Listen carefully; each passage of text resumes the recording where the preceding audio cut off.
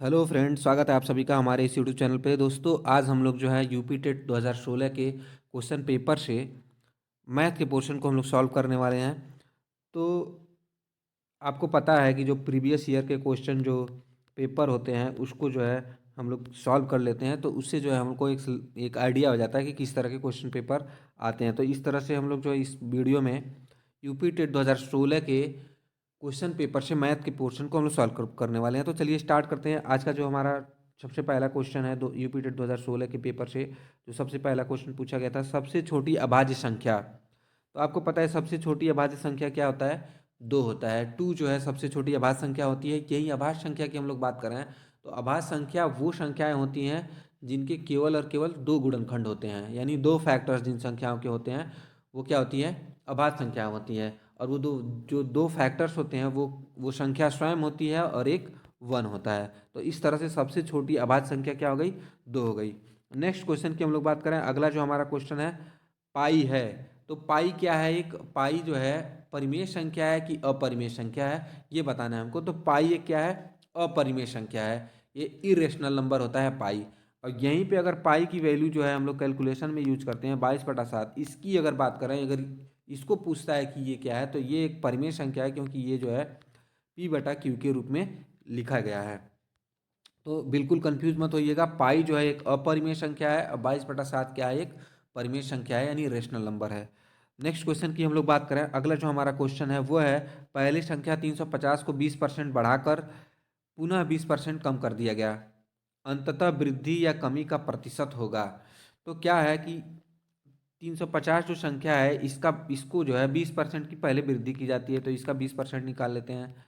तो ये जो है इसका 20% निकालेंगे तो 35 × 2 यानी 70 क्या हो जाएगा? ये 70 हो जाएगा।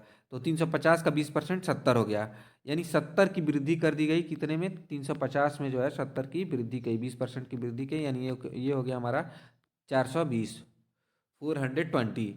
अब 420 में क्या किया जा रहा है? 20% की कमी की जा रही है। तो 420 में अगर 20% निकालना है इसका, तो ये हो जाएगा हमारा 42 × 2 यानी 84 हो जाएगा हमारा, 84 हो जाएगा 20% की कमी। तो यानी अब 420 में कितने की? 84 की कमी की गई है। तो इसको हम लोग निकाल लेते हैं। तो अगर 420 में 84 की कमी कर दिया जाए तो ये हो जाएगा हमारा 336 यानी 336 हो जाएगा। अब जो है इनिशियली जो है हमारे पास कितना था? 350 था। और वृद्धि और कमी करने के बाद जो है हमको कितना मिल रहा है? 336 मिल रहा है, यानी ओवरऑल जो है हमको कमी हुई है। कितने की कमी हुई है? तो ये घटा लेते हैं इसमें से। तो ये हो गया 41, यानी 14 की हमको क्या हुई है? कमी हुई है। और 14 की कमी हुई है तो हमको जो है परसेंटेज में पूछ रहा है कि कितने की कमी हुई है। तो अब यहाँ पे अगर परसेंटेज में हम लोग को निकालना है तो ये हो जाएगा आपका 14। 14 की कमी हुई है कितने में? 350 में कमी हुई है इंटू 100, तो ये निकल जाएगा आपका परसेंटेज में। ये जीरो से जीरो कैंसिल कर देते हैं। ये हो जाएगा आपका 2 और 5, ये हो गया 7, 7 × 1 = 7 यानी 2, यानी 2 × 2 = 4, यानी 4% की क्या हो गई है? 4% की हमको कमी हुई है।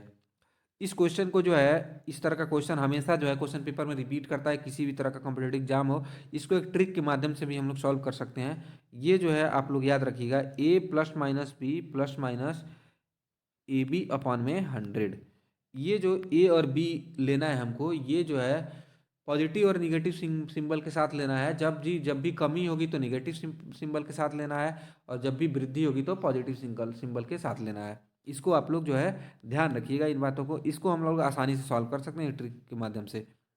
तो यहाँ पे देख लेते हैं, पहले जो है 20% की वृद्धि हो रही है तो ये प्लस सिंबल के साथ आ गया 20, और फिर 20% की कमी हो रही है तो माइनस सिंबल के साथ आ गया -20, और इंटू ए बी है। तो ए बी अगर सिंबल कौन सा होगा तो इसको देखेंगे, पहले वृद्धि हुई थी यानी प्लस का सिंबल, फिर कमी हुई तो माइनस का सिंबल।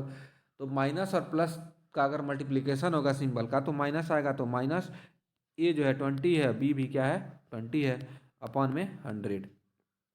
ये जीरो से जीरो कैंसिल हो जाएंगे। ये हो जाएगा 2 × 2 = 4, यहाँ पे 4 आ गया। और ये -20 और +20 ये आपस में कैंसिल हो जाएंगे, तो ये हमको बचा -4।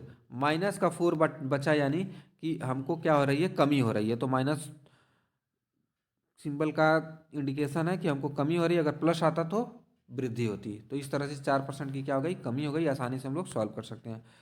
नेक्स्ट क्वेश्चन देखते हैं। हमारा अगला जो क्वेश्चन है वह है, दो संख्याओं का योग 36 है, इसके मशः तथा लशः क्रमशः 3 और 105 है। उन दो संख्याओं के व्युत्क्रमों का योग। तो आपको पता है कि सबसे पहले जो है जो दिया हुआ है उसको देख लेते हैं। तो मान लीजिए पहली संख्या x है और दूसरी संख्या क्या है, y। तो x प्लस वाई क्या दिया हुआ है, इनका योग दिया हुआ है 36।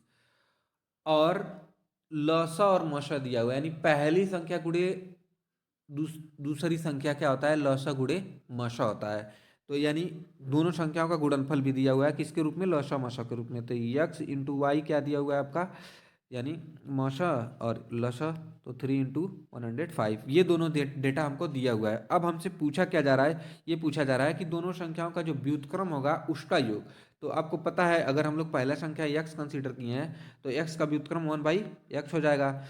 और दूसरी संख्या हम लोग क्या कंसीडर किए हैं, y किए हैं, तो y का जो है व्युत्क्रम क्या हो जाएगा, 1/y हो जाएगा। तो इस तरह से इन दोनों का योग यानी 1/x प्लस 1/y, ये हमको बताना है, इसका जो है वैल्यू क्या होगा। तो इसको अगर सॉल्व करेंगे तो इन दोनों का लसा ले लेंगे तो ये हो जाएगा ऊपर x प्लस वाई अपॉन में x इंटू वाई। अब ये पता है हमको x प्लस वाई की वैल्यू हम लोग अभी ने देखा था कि कितना है, 36 है, क्वेश्चन में दिया हुआ है। x इंटू वाई लसा इंटू मसा के रूप में दिया हुआ है, यानी 3 × 105। तो इसको अगर हम लोग सॉल्व कर लें तो हमारा आंसर आ गया। तो ये अगर कैंसिल करेंगे तो ये 3 से कैंसिल कर देंगे तो ये हो जाएगा 12।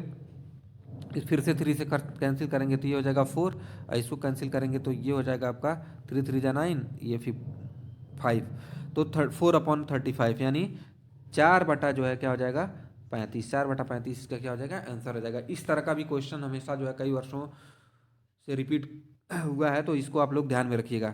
नेक्स्ट क्वेश्चन की हम लोग बात करें। अगला जो हमारा क्वेश्चन है वो है, एक आयताकार बाग जिसकी लंबाई उसकी चौड़ाई से 4 मीटर अधिक है। एक आयताकार बाग है जिसकी लंबाई जो है चौड़ाई से क्या है 4 मीटर अधिक है, का अर्ध परिमाप 36 मीटर है।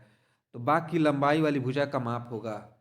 तो सबसे पहले जान लीजिए, अगर हम लोग लंबाई 4 मीटर अधिक है तो चौड़ाई से, तो चौड़ाई को कंसिडर कर लेते हैं। चौड़ाई x है, तो चौड़ाई अगर x है तो लंबाई क्या हो जाएगी, x प्लस 4 हो जाएगी, क्योंकि चौड़ाई से 4 मीटर क्या है अधिक है।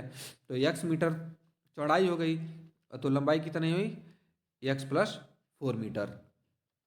और जानते आप सबको पता होगा कि अगर आयताकार शेप है तो उसका जो परिमाप होता है वो 2 × x प्लस क्या होता है, y होता है, यानी 2 × लंबाई प्लस चौड़ाई होता है। तो आपको पता है, तो 2 × होता है अर्ध परिमाप दिया है, यानी केवल हमको क्या है लंबाई प्लस चौड़ाई की वैल्यू दी हुई है। ठीक है, लंबाई प्लस चौड़ाई की क्या क्या दी हुई है, वैल्यू दी हुई है। तो यानी हम लोगों ने लंबाई जो है कंसीडर किया था x प्लस 4 और चौड़ाई क्या था x था, इसकी वैल्यू क्या दी हुई है 36 दिया हुआ है। इसको सॉल्व कर लीजिए तो ये हो जाएगा 2x प्लस 4 इक्वल टू 36। तो 2x इक्वल टू हो जाएगा ये 32। और यहाँ से अगर x की वैल्यू निकालेंगे तो ये 2 से कैंसिल हो जाता है, तो 16। x की वैल्यू क्या हो गया 16 हो गया, x की वैल्यू 16 हो गया। तो ये लंबाई वाली भुजा का मान पूछ रहा है, तो x इक्वल टू 16 और लंबाई क्या है x प्लस 4 है, तो यानी 16 प्लस क्या हो जाएगा 4, यानी 20 हो जाएगा। 20 जो है इसकी लंबाई वाली भुजा का माप हो जाएगा, तो 20 मीटर। ठीक, तो इस तरह से क्या हो जाएगा लंबाई वाली भुजा का माप कितना हो जाएगा 20 मीटर हो जाएगा। नेक्स्ट क्वेश्चन की हम लोग बात करते हैं। अगला जो हमारा क्वेश्चन है, राजधानी एक्सप्रेस एक स्टेशन से 7:29 यानी पीएम से चलकर अगले गंतव्य के स्थान पर 17 घंटे 24 मिनट के पश्चात पहुंचती है। यानी 7:29 PM से चली और 17 घंटे जो है 24 मिनट बाद जो है अगले स्थान पर पहुंच गई। तो अगले गंतव्य पर पहुंचने का समय, तो आपको पता है ये जो है 7:29 से चली और कितने घंटे ली, 17 घंटे 42 मिनट जो है ये टोटल ली है अगले गंतव्य पे जाने के लिए। तो 17 घंटे जोड़ दीजिए तो ये हो जाएगा 1 और ये हो जाएगा 7 और ये हो जाएगा आपका 24, यानी 24:71 पे अगले स्टेशन पे वो पहुंचेगी। 24:71 पे। आपको पता है 71 मिनट तो होता नहीं है, 60 मिनट बाद क्या हो जाता है 1 घंटा ऐड हो जाएगा, तो ये हो जाएगा आपका, अगर ये तो यहाँ पे 60 मिनट को घंटे में बदल लीजिए तो ये 11 मिनट यहाँ बचेगा, ये 24 की जगह क्या हो जाएगा, 1 घंटा जुड़ जाएगा तो 25, यानी 25 बज के 11 मिनट पे पहुँचेगी। 25 बज के 11 मिनट तो होता नहीं है, तो इस तरह से 24 के बाद क्या बच जाएगा, 1 बज जाएगा, तो यानी 1 बज के 11 मिनट पे अब कब पहुँचेगी, 24 बजे के बाद 1 बजे सुबह होता है, तो ये हम होता है, तो ये क्या हो जाएगा, 1 बज के 11 AM पे जो है अगले स्टेशन पे पहुँच जाएगी 70 घंटे बाद। तो ये हमारा आंसर हो जाएगा। नेक्स्ट क्वेश्चन की हम लोग बात करते हैं। अगला जो हमारा क्वेश्चन है वो है, कारखाना में कार्यरत कुछ लोगों की आयु वर्ष में इस प्रकार है।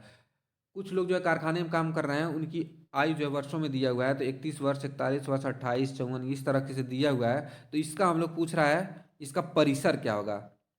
तो परिसर आपको पता है, जो परिसर होता है वो बड़ी वैल्यू में से छोटी वैल्यू को हम लोग क्या करते हैं, घटा लेते हैं। तो 54 वर्ष सबसे बड़ा है, तो 54 में से 23 वर्ष क्या है, सबसे छोटा है, तो 54 में से 23 घटा लेंगे तो क्या आ जाएगा। नेक्स्ट क्वेश्चन की हम लोग बात करते हैं। वह छोटी से छोटी संख्या जिसे 289 में जोड़ने पर पूर्ण वर्ग संख्या प्राप्त हो।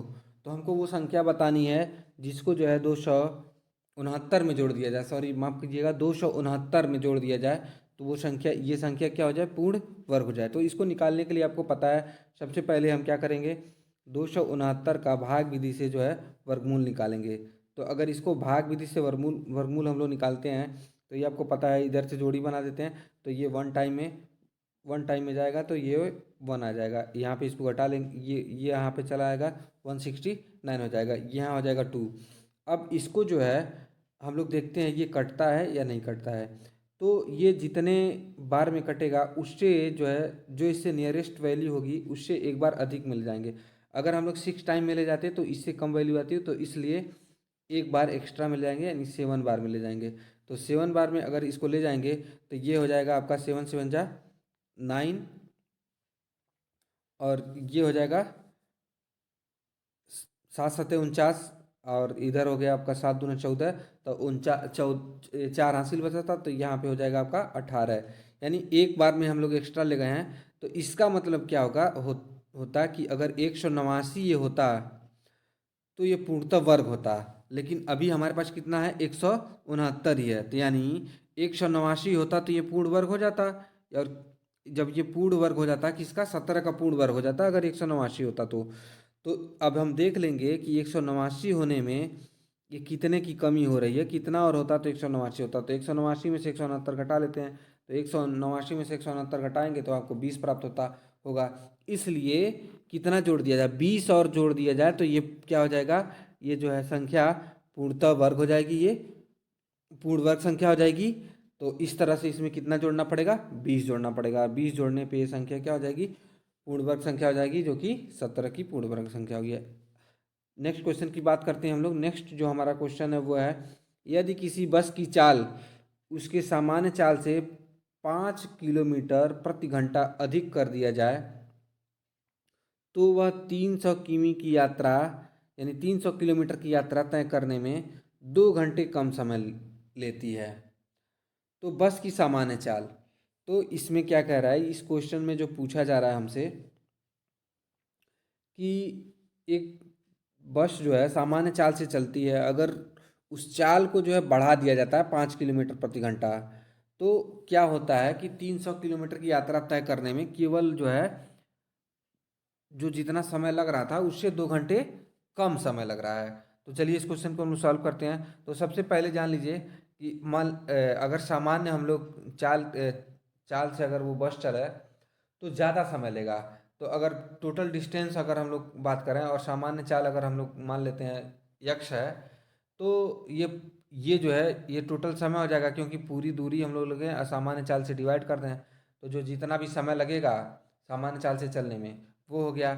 और क्या करें हम लोग, जब जो है हम चाल को बढ़ा दे रहे हैं तो पूरी दूरी और बढ़ी हुई चाल, तो पहले जो यक्स थी और 5 और बढ़ गई, तो अब जो है ये 2 घंटा कम में पहुंचता है। तो यानी इन दोनों के समय अंतराल कितना है, 2 घंटा है, क्योंकि जब सामान्य चाल से चल रही थी तो ज़्यादा समय लग रहा था, और जब 5 किलोमीटर प्रति घंटा स्पीड बढ़ा दिया गया तो कम समय लगा। तो जो समय कम हुआ है वो कितना कम हुआ है, 2 घंटे कम हुए हैं। तो इन दोनों को अंतर क्या हो जाएगा, 2 घंटे हो जाएगा। अब इसी से जो है हम लोग क्या करेंगे, क्वेश्चन को सॉल्व कर लेंगे।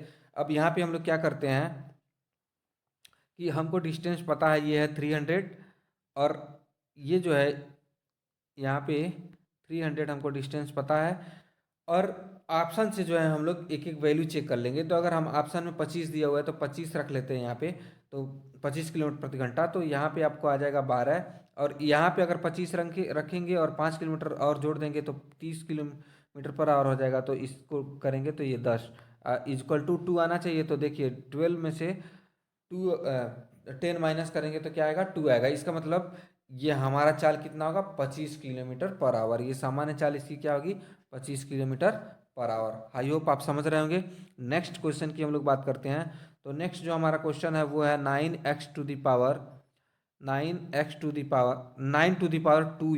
सॉरी माफ करिएगा, 9 to the power 2x is equal to 2 to the power 5 - 5। इसको जो है, इसमें हम लोग को x की वैल्यू जो है बतानी है। तो इसको सॉल्व करने के लिए क्या करेंगे, सबसे पहले जो है 9 to the power 2x - 1 is equal to दिया हुआ है 2 टू द पावर 5 - 5। तो सबसे पहले इसको हम लोग क्या करते हैं, तोड़ लेते हैं। तो इसको लिख सकते हैं हम 3 टू द पावर 2, और ये 2x - 1, और इसको अगर हम लोग तोड़ेंगे तो 2 के पावर 5 है, तो ये हो जाएगा आपका 32। यहाँ पे देखिए गलत हो गया, ये 32 होना चाहिए, तो 32 - 5, तो इधर आ जाएगा आपका 27। 27 को क्या लिख सकते हैं हम लोग, 3 की पावर 3, यानी 3 टू द पावर 3 लिख सकते हैं। इतनी बात आप लोग को समझ में आ गई होगी। और इधर का जो घातांक है इसको भी थोड़ा सा सरल कर लेते हैं। तो ये जो हो जाएगा आपका 3 टू द पावर, ये जो इसका मल्टीप्लाई कर लेंगे तो 2 2 जा क्या हो जाएगा, 2 2 जा 4, यानी 4x - 2, और इक्वल टू क्या हो जाएगा, 3 टू द पावर 3। ये इक्वेशन सॉल्व करने पे आएगा। अब जब आधार हमारे क्या हो गए, बराबर हो गए, हमारे आधार बराबर हो गए, तो इसके हम लोग पावर को जो है कंपेयर कर सकते हैं, इसके घात को हम लोग क्या कर सकते हैं, कंपेयर कर सकते हैं। तो यहाँ से हमको इक्वेशन मिल जाएगा 4x - 2 इज इक्वल टू 3। तो ये हम लोग ले लेते हैं केवल घातांक को। तो 4x - 2 इज इक्वल टू क्या हो गया, 3। ये माइनस इधर चल जाएगा, प्लस हो जाएगा, तो ये हो जाएगा आपका 4x इज इक्वल टू, ये क्या हो गया, 5। 4x इज इक्वल टू क्या हो गया, 5। अब अगर x की वैल्यू हमको निकालनी है तो x इज इक्वल टू क्या आ जाएगा, 5/4। इधर जाएगा 4 तो डिवाइड हो जाएगा, तो इस तरह x की वैल्यू क्या आ जाएगी, 5/4। x की वैल्यू आ जाएगी हमारी 5/4। तो आई होप कि आप समझ रहे होंगे। अगले क्वेश्चन की हम लोग बात करते हैं। नेक्स्ट जो हमारा क्वेश्चन है, किसी घनाभ के 3 संलग्न फलकों के पार्श्व पृष्ठ के क्षेत्रफल 7 संबंधित 10 संबंधित 14 के अनुपात में है। यदि घनाभ का आयतन 350 घन सेंटीमीटर हो तो सबसे लंबी भुजा की लंबाई हमको बतानी है। तो यहाँ पे इस क्वेश्चन को देख लीजिएगा। जो ये घनाभ है, ये जो घनाभ है इसको हम लोग ये लंबाई मान लेते हैं, और ये लेंथ मान लेते हैं, ब्रेथ मान लेते हैं, और ये हाइट मान लेते हैं। तो इस घनाभ में जो है इसके जो पार्श्व पृष्ठ हैं उसके क्षेत्रफल दिए हुए हैं। तो पार्श्व पृष्ठ मतलब जो इसके जो लगे हुए जो फलक हैं उनका क्षेत्रफल दिया हुआ है। तो मान लीजिए इस फलक का क्षेत्रफल दिया हुआ है, और इस फलक का दिया हुआ है, या ऊपर का दिया हुआ है, ऊपर या नीचे किसी का मान सकते हैं। तो मतलब जो 3 आपस में लगे हुए हैं, 3 आपस में लगे हुए हैं, इन्हीं का क्षेत्रफल दिया हुआ है। तो इनके क्षेत्रफल का अनुपात दिया हुआ है, हमारे पास अनुपात है। तो अगर इसको हम लोग कंसीडर कर लेते हैं, ये लंबाई और ये चौड़ाई और ये ऊंचाई हम लोगों ने कंसिडर किया है। तो अगर इसके क्षेत्रफल की बात करें हम लोग, तो लंबाई इंटू क्या हो जाएगा, चौड़ाई, तो यानी L/B इज इक्वल टू हम लोग क्या मान लेते हैं, 7x, क्योंकि अनुपात में दिया है तो इसलिए 7x कंसिडर कर लेते हैं। अब फिर दूसरे वाले क्षेत्रफल की बात करते हैं, तो ब्रेथ इंटू इसकी अगर हम लोग बात करेंगे तो ब्रेथ इंटू हाइट हो जाएगा। तो ये हो गया आपका 10x। और इस वाले क्षेत्रफल, ऊपर वाले क्षेत्रफल की बात करें तो इसमें इसमें क्या क्या शामिल है, लंबाई शामिल है, और क्या है, हाइट शामिल है। तो लंबाई और हाइट, तो L/H यानी 14x यानी 14x, ये जो है हम लोग अनुपात से लिए हुए हैं। अब इतना कर लेने के बाद हम क्या करेंगे, अगर हम लोग क्या करें कि इन सब का आपस में क्या करें, मल्टीप्लिकेशन कर दें, यानी 7x into 10x into 14x कर दें। तो इसमें आपको पता है अगर हम लोग ऐसा करेंगे तो ये जो होगा L B into B H into L H ये आएगा। तो यहाँ से देख लीजिए एल जो है 2 बार आ रहा है मल्टीप्लिकेशन में, बी जो है 2 बार आ रहा है मल्टीप्लिकेशन में, एच जो है 2 बार आ रहा है मल्टीप्लिकेशन में। इसका मतलब हम लोग क्या कर सकते हैं, एल बी एच का क्या कर सकते हैं, स्क्वायर कर सकते हैं। तो यहाँ से हमको जो है इक्वेशन प्राप्त हो जाती है। इसको जब हम लोग सॉल्व करेंगे तो ये पता है हमको, ये जो है ये वैल्यू दी हुआ है, घनाभ का जो है आयतन दिया हुआ है 350, तो 350 का यहाँ पे हम लोग स्क्वायर कर लेंगे। इसको जो हम लोग सॉल्व करेंगे तो इधर से 3x स्क्वायर आ जाएगा, और इस 7 को यहाँ ले आएंगे डिवाइड हो जाएगा, 10 को इधर लाएंगे डिवाइड हो जाएगा, 14 को यहाँ लाएंगे डिवाइड हो जाएगा। इसको जब हम लोग कैंसिल आउट करेंगे तो यहाँ पे x इजिकल टू हो जाएगा 5 इंटू 25। तो इधर से x की वैल्यू क्या आ जाएगी हमारी 5 आ जाएगी। तो x की वैल्यू अगर हम लोग यहाँ से 5 मिल जाती है तो हम लोग क्या है, हमको सबसे लंबी वाली भुजा का हमको माप बताना है। तो यहाँ से x की वैल्यू इन इक्वेशन में रख के हम लोग देख लेते हैं। तो यहाँ पे अगर हम लोग x की वैल्यू रख देते हैं तो यहाँ से हम लोग क्या करते हैं, यल की वैल्यू निकाल लेते हैं। तो यल की वैल्यू अगर हम लोग निकालेंगे तो यल बी इंटू 7 और x की जगह पे हम लोग क्या रख दिया 5, तो ये हो जाएगा 35। तो यहाँ से यल की वैल्यू निकालेंगे तो b इधर जाएगा तो भाग हो जाएगा, तो ये हो जाएगा L is equal to 35 upon में b। इसी तरह दूसरे इक्वेशन से भी हम लोग यहाँ से क्या करते हैं, h की वैल्यू निकाल लेते हैं। तो x की जगह जो है हम लोग क्या रख देंगे 5 रख देंगे, तो ये हो जाएगा 50। और अगर एच की वैल्यू निकाल रहे हैं तो बी क्या हो जाएगा, इधर डिवाइड में आ जाएगा, तो ये हो जाएगा 50 अपॉन बी। और नेक्स्ट इक्वेशन में हम लोग क्या करते हैं, इसमें भी अगर अगला हमारा इक्वेशन है, इसमें भी अगर हम लोग क्या करें, एक्स की वैल्यू हम लोग रख देते हैं, तो ये हो जाएगा आपका L into H is equal to क्या हो जाएगा 70। अब हम लोग क्या करते हैं, हमको पता है एल बी एच, इसका जो है वैल्यू पता है 350। इसमें हम लोग क्या करते हैं, सबका मान रख देते हैं। तो इसमें अगर हम लोग मान रखें यहाँ पे, तो हमको पता है एल की वैल्यू हम लोग यहाँ से रख लेंगे, तो ये 35 अपॉन बी। और फिर क्या करेंगे हम लोग इंटू बी, तो इंटू बी रख लीजिए। और एच की वैल्यू हम लोग यहाँ से रख लेंगे, अभी निकाला है, तो ये 50 अपॉन बी।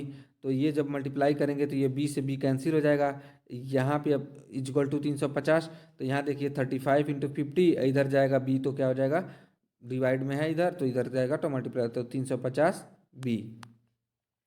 तो इस तरह से अगर हम लोग b की वैल्यू निकालेंगे तो इस b की वैल्यू निकालेंगे तो ये जो 350 इधर आएगा तो भाग हो जाएगा। तो ये 35 गुणे 50 अपन में 350, तो ये 0 से 0 कैंसिल हो गया, 35 से 35 कैंसिल हो गया, यानी b इक्वल टू क्या हो गया 5 आ गया। तो अगर b की वैल्यू हमको 5 प्राप्त हो गई तो यहाँ से l की वैल्यू निकाल सकते हैं। तो l का वैल्यू क्या होगा 35 अपन में b, तो यानी b की वैल्यू क्या आई 5 आ गई। तो इस तरह से क्या हो गया 7 प्राप्त हो गया। और एच की वैल्यू हमको निकालना है, तो ये 50 अपन में बी, तो 50/5 हो जाएगा, तो ये हो जाएगा आपका 10।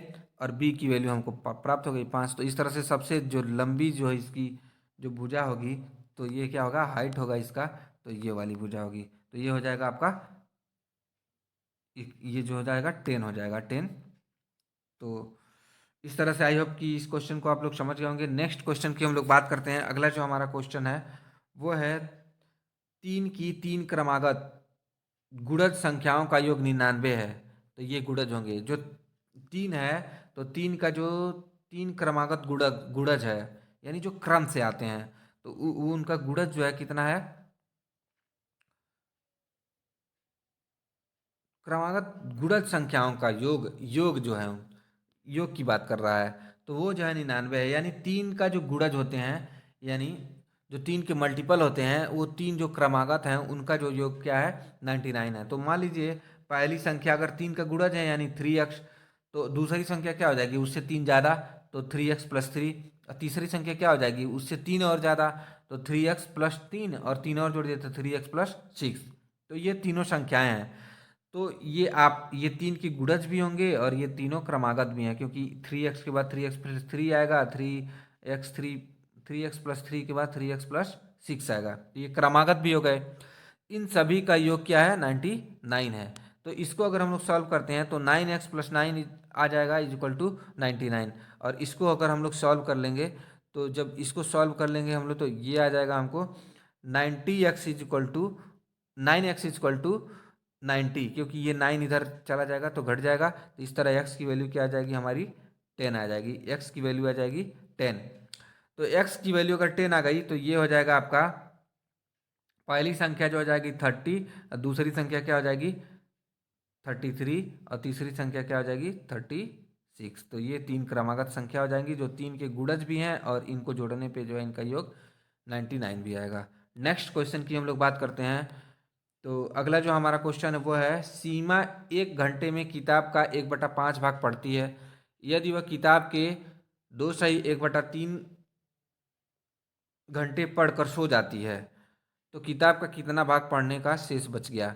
तो 1 घंटे में जो है उसकी पढ़ने की कैपेसिटी क्या है 1/5 भाग, और अगर वो 2 1/3 घंटे पढ़ती है तो सबसे पहले जान लीजिए 1 घंटे में कितना भाग पढ़ती है 1/5 भाग पढ़ती है, इसलिए 2 1/3 यानी इसको हम लोग करेंगे तो 7/3 घंटे में, यानी 7/3 घंटे में कितना पढ़ेगी। तो 1 घंटे में अगर 1/5 पढ़ती है तो 7/3 घंटे में मल्टीप्लाई कर लेंगे, तो यानी 1 घंटे तो 2 1/3 यानी 7/3 घंटे में वो कितना पढ़ेगी 7/15 भाग जो है उस किताब का पढ़ लेगी।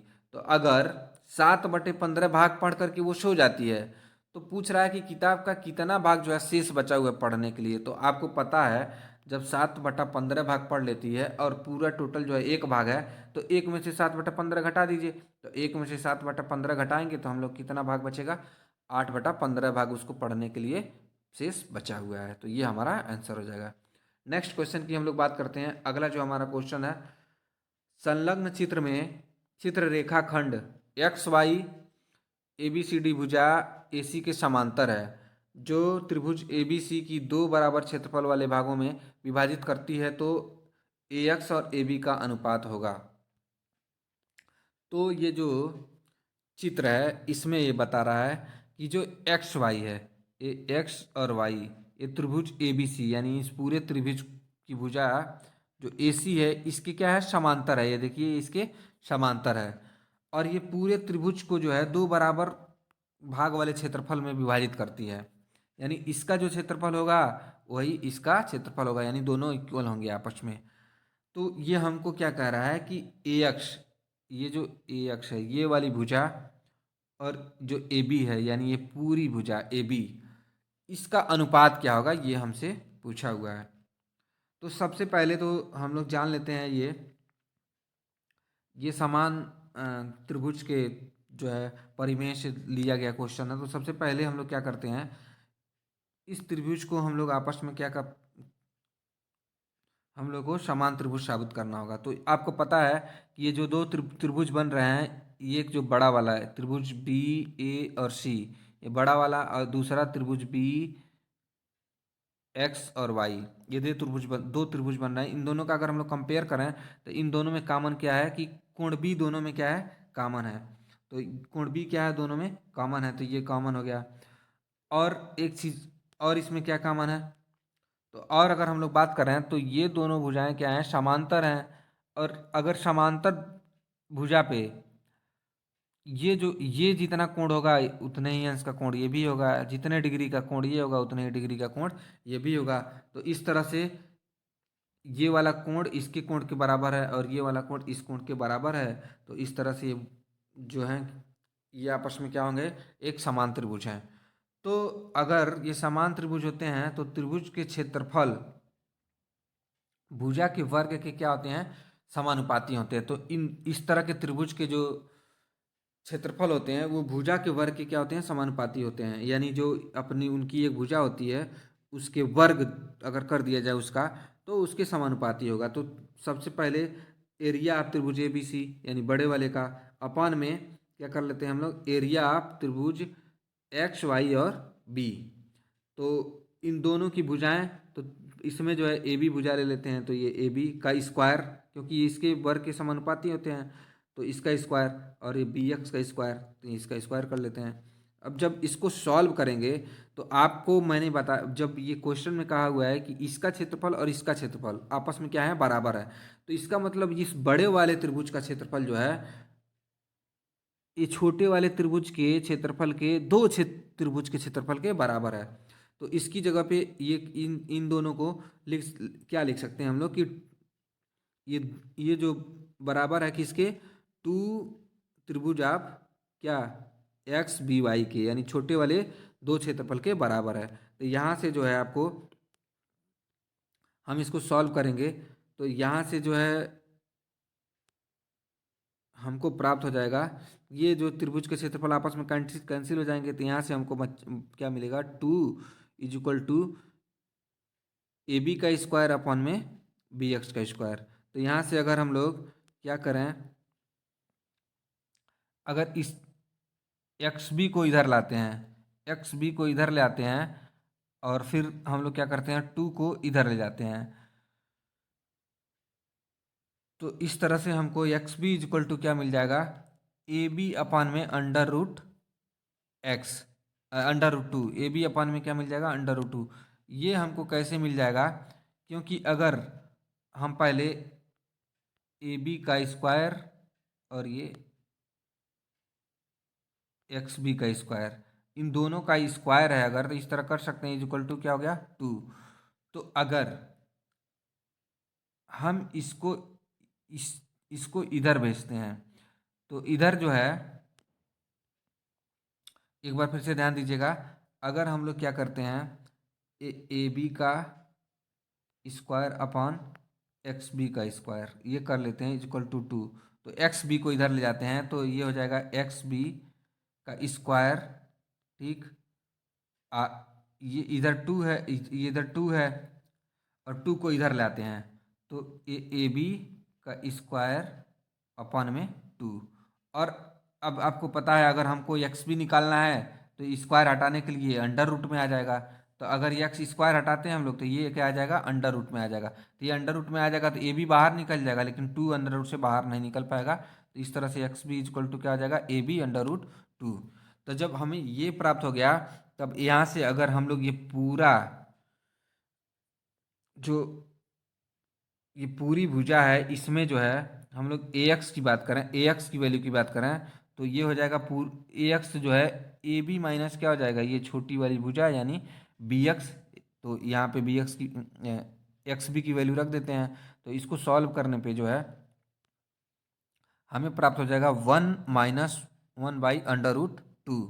तो ये आंसर हो सकता है, अगर ये ऑप्शन में नहीं दिया है तो इसको क्या करेंगे हम लोग, अंडर रूट, इसको क्या करेंगे हम लोग, अंडर रूट टू से मल्टीप्लाई करके सिंपलीफाई कर लेंगे, तो ये हमारा आंसर हो जाएगा। नेक्स्ट को इस तरह से हमारा क्या हो जाएगा, जो ए एक्स अपॉन में A B is equal to क्या हो जाएगा, two under root two upon two. तो नेक्स्ट क्वेश्चन की हम लोग बात करते हैं। अगला जो हमारा क्वेश्चन है, वर्ष 2003 का प्रथम दिन बुधवार था, तो वर्ष 2005 का अंतिम दिन कौन सा रहा होगा। तो वर्ष 2003 का प्रथम दिन बुधवार है, तो अब पूछ रहा है 2005 का अंतिम दिन कौन सा होगा। तो इसके लिए एक ट्रिक है, आप उसको ध्यान में रखिएगा। कुछ चीज़ें याद करने की ज़रूरत पड़ेगी, जैसे ये मंथ के कोड हैं, इसको याद करना पड़ेगा। इसको याद करना बेहद ही आसान है, 033 614 625 035, ये मंथ के कोड है, यानी जनवरी की जगह ये जीरो कोड यूज करना है, फरवरी की जगह 3 यूज करना है, मार्च की जगह 3 यूज करना है। इस तरह से इस सीक्वेंस वाइज 12 कोड है 12 मंथ के लिए।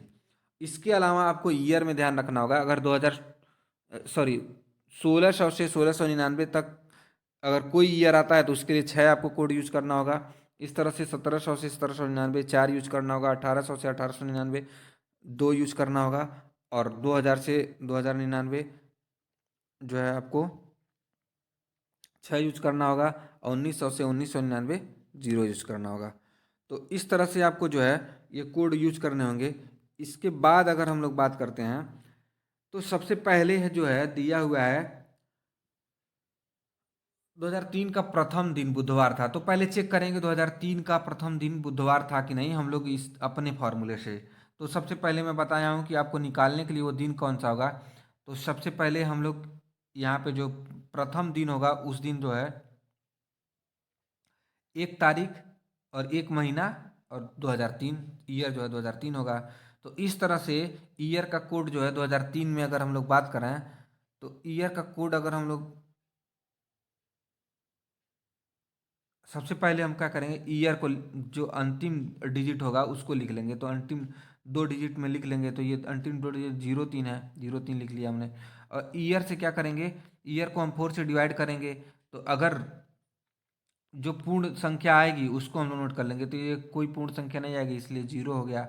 अपडेट क्या है, तो जीरो एक, एक तारीख है तो एक जीरो एक लिख लेंगे। और ईयर ईयर कोड, तो ईयर कोड के सामने ये 2003 है, तो ये आपको पता है 2000 से लेकर के 1999 तक कोड क्या यूज होगा, तो जीरो छः। और मंथ कोड, तो मंथ कोड जनवरी है तो जनवरी के लिए हम लोग जीरो यूज करेंगे। इसको जोड़ लीजिए तो ये आएगा 10। ये जोड़ने पर 10 आएगा। तो जब 10 आएगा ये जोड़ने पे, तो हम लोग क्या करेंगे, इसको इस 10 को 7 से डिवाइड कर देंगे। तो ये 7 1 जा 7, यहाँ पे बचा 3। 3 का मतलब क्या हुआ, अगर सोमवार से हम लोग गिनते हैं तो एक का मतलब सोमवार, दो का मतलब मंगलवार, 3 का मतलब बुधवार, यानी इस तारीख को बुधवार पड़ेगा ही पड़ेगा। तो अगर ये इस तारीख को बुधवार पड़ेगा तो इसको भी इसी तरह निकाल लेते हैं। तो देखिए यहाँ पे अंतिम दिन क्या होगा, 31 तारीख होगा।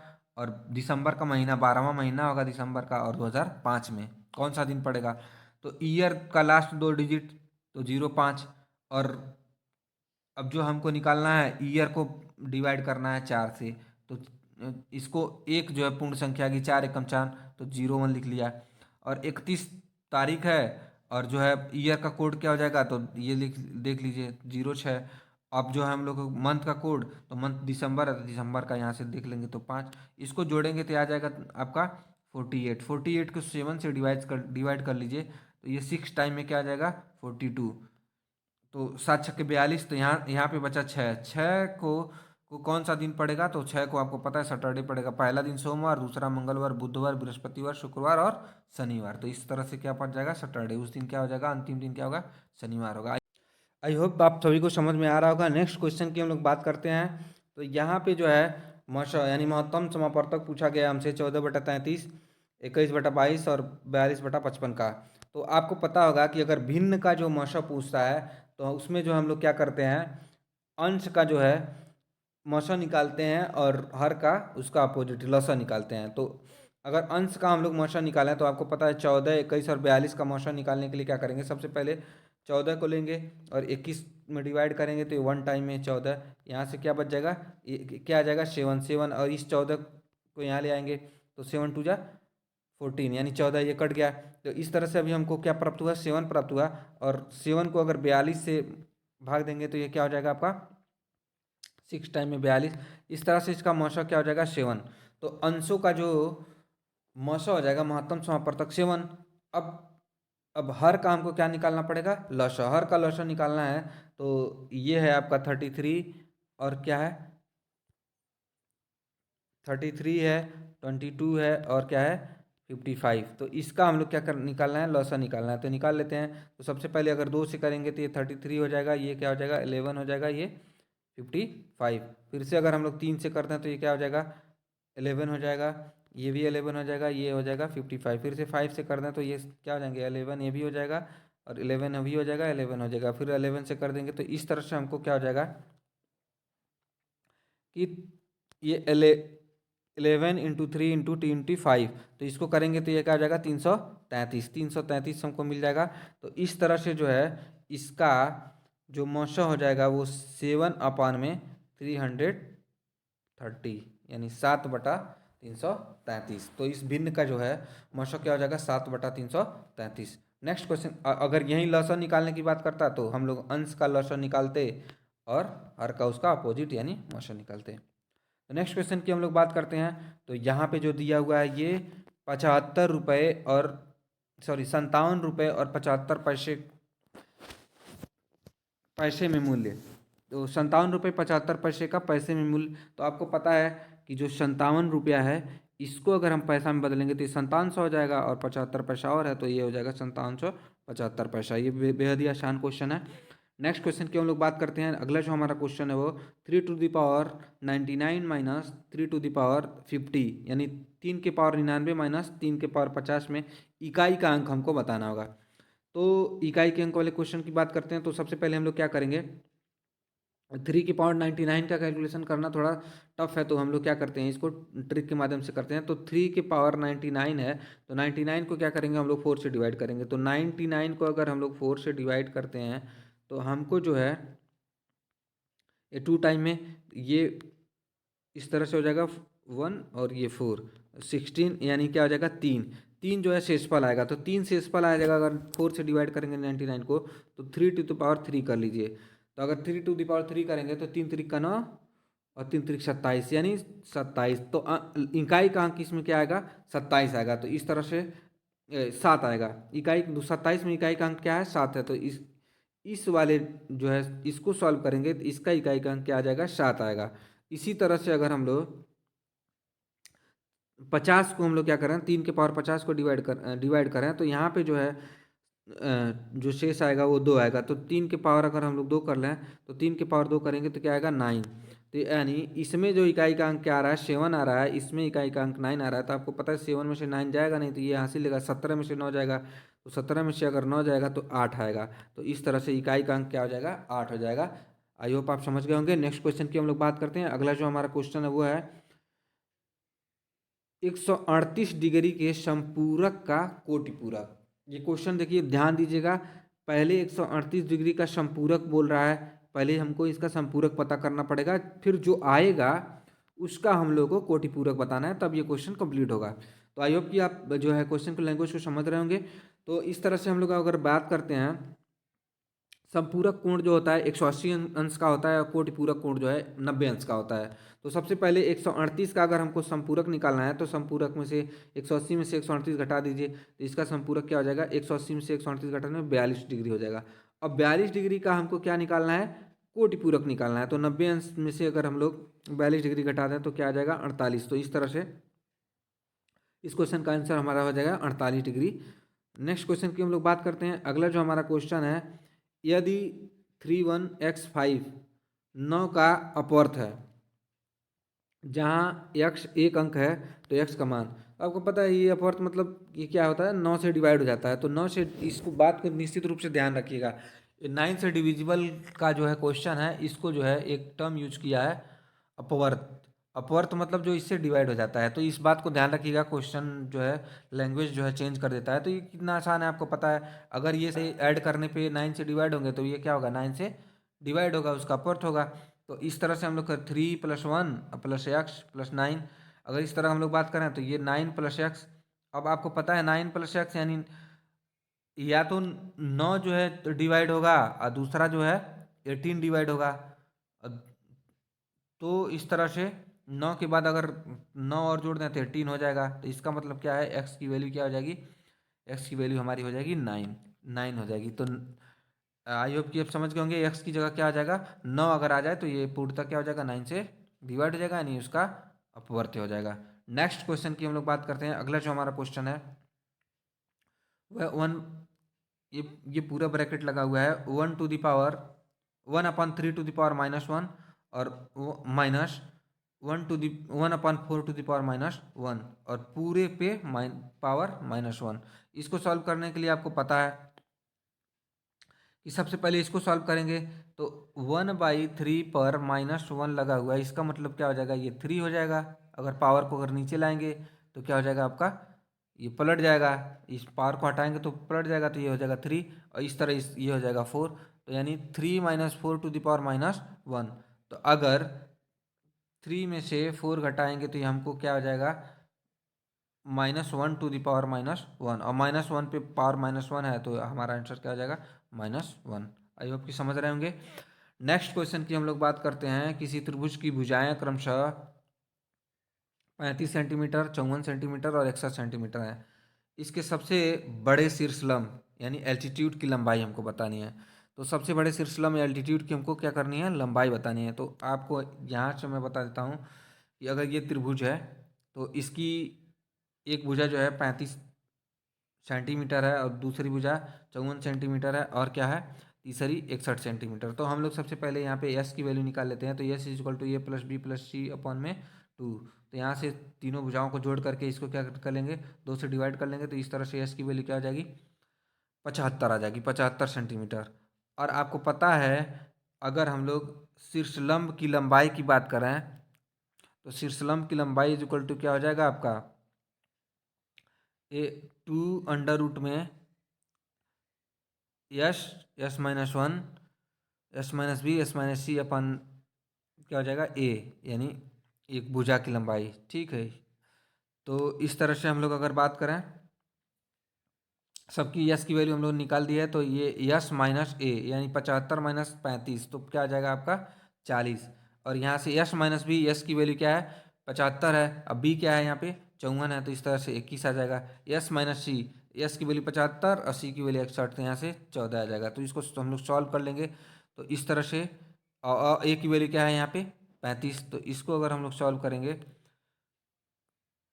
तो यहाँ से जो है ये 100 हो गया, ये 4 × 5 और यहाँ पे 21 × 21। इस तरह से अगर हम लोग सॉल्व कर इस यहाँ से 10 निकल जाएगा बाहर, ये आ गया 10 बाहर, यहाँ से 2 बाहर आ जाएगा, 2 बाहर आ गया, यहाँ से क्या आ जाएगा आपका 21 बाहर आ जाएगा, 21 बाहर आ गया, और ये √5 बचेगा, √5 अपन में 35, इसको काट देते हैं हम लोग, तो यहाँ पे आपका क्या बचेगा 24 √5।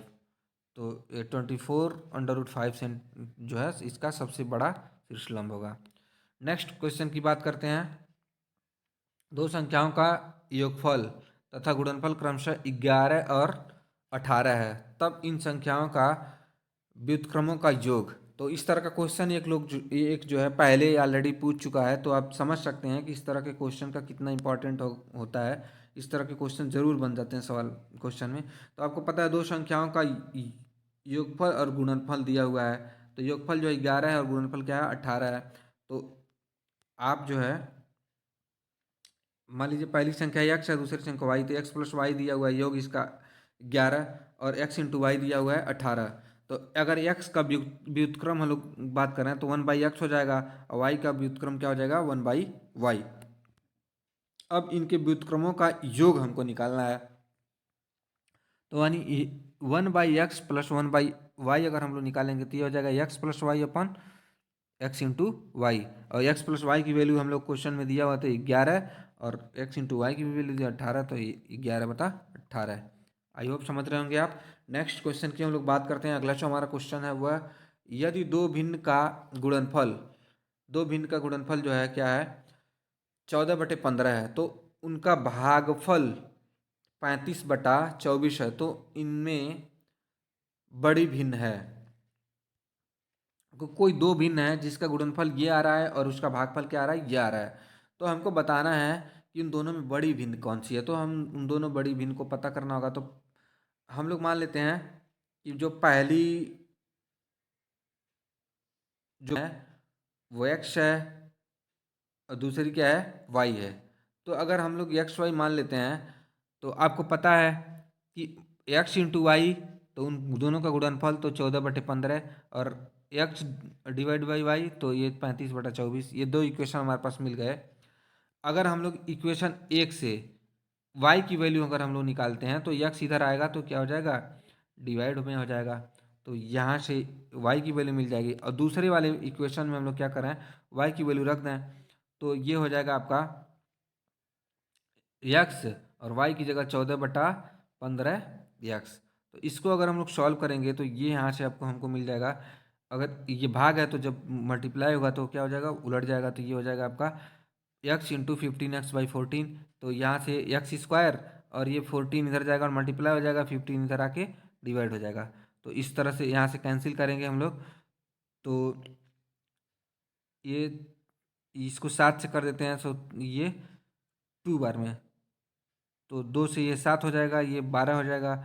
और ये अगर हम लोग इसको करते हैं हम लोग 5 से, तो 7 × 5 = 35 या 3, तो इस तरह से यहाँ से बचा 7 × 7 = 49, और यहाँ पे नीचे क्या बचा 12 × 36, तो ये हो गया x² = 49/36। तो आपको पता है x², अगर ये x² को इधर ले जाएंगे तो ये √ में आ जाएगा, तो ये जो है 7 का वर्गमूल है, तो ये 7 बटा, और ये 6 का वर्गमूल है तो 7/6। तो जो बड़ी संख्या हो जाएगी क्या हो जाएगी वो 7/6 हो जाएगा, 7/6 हो जाएगा। नेक्स्ट क्वेश्चन की हम लोग बात करते हैं। अगला जो हमारा क्वेश्चन है वो, निम्न में से कौन सी सबसे बड़ी संख्या है। तो इसमें बड़ी संख्या आपको बतानी है, सबसे बड़ी संख्या कौन है।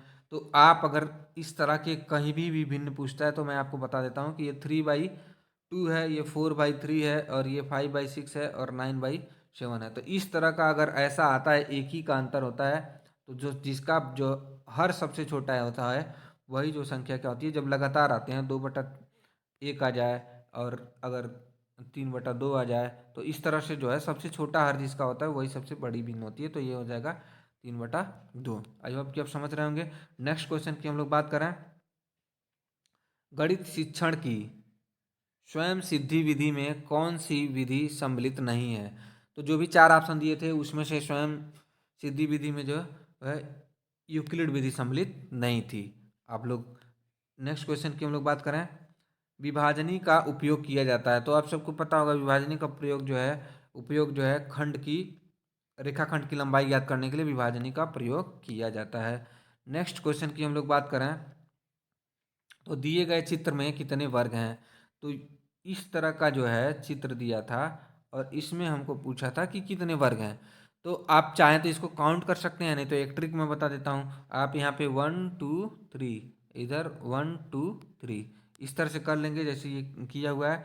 अब यहाँ पे क्या करिए, 1 का स्क्वायर कर दीजिए, ये 2 का स्क्वायर कर दीजिए, और ये 3 का स्क्वायर कर दीजिए। तो 1 का स्क्वायर 1, 2 का स्क्वायर 4, और 3 का स्क्वायर 9। तो इसको ऐड कर लीजिए, इस तरह से क्या हो जाएगा आपका 14। इसमें कितने टोटल वर्ग हैं? तो ये 14 वर्ग हैं। और अब चाहें तो आप मैं काउंट करवा देता हूँ आपको कि ये 3 वर्ग हो गए, ये 3 वर्ग हो गए, ये 3 वर्ग हो गए। इस तरह से टोटल हमारे पास 9 वर्ग हो गए। 9 वर्ग हो गए, और एक वर्ग जो है ये हो जाएगा 10, और एक वर्ग ये हो जाएगा 11, और एक वर्ग ये हो जाएगा आपका 12, एक वर्ग ये हो जाएगा आपका 13, और एक जो है टोटल हो जाएगा तो ये 14। इस तरह से 14 वर्ग आप काउंट करके भी लिख सकते हैं। तो टोटल इसमें कितने वर्ग होंगे? 14 वर्ग होंगे। आई होप आप समझ रहे होंगे। नेक्स्ट क्वेश्चन की हम लोग बात करते हैं। अगला जो हमारा क्वेश्चन है वो है गणित सार संग्रह के लेखक। तो गणित सार संग्रह के लेखक जो हैं महावीराचार्य हैं।